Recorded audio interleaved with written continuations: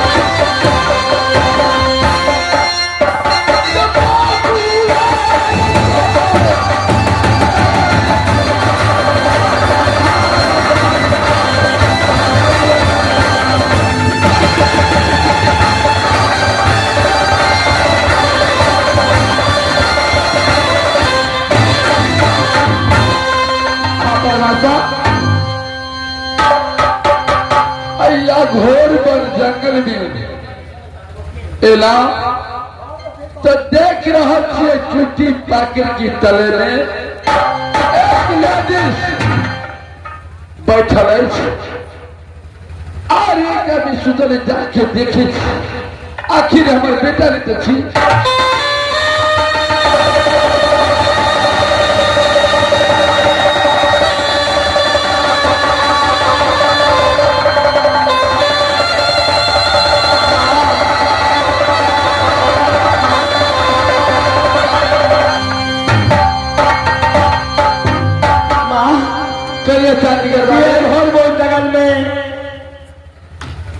ठूठी पाके तर में स्वामी का लग हम आराम करे छी बोलो हमरा चरण की दबाओ तकर बाद चलाओ हिंदी बन जगल स्वामी की हम सेवा करे छो स्वामी की सेवा करके स्वामी हमार नींद पड़ गए आराम कर लगल हमरो नींद चल आल हमू सुत स्वामी की हम काला नाग दस कले लगे घोर बोल लगल हम अलग ठूठी पाके तर में माँ यानी अपने दोनों व्यक्ति मिलके टूटी पागल की तले में आराम करे छलो हाँ माँ बेटा दादी के काला में दस ले लो हाँ माँ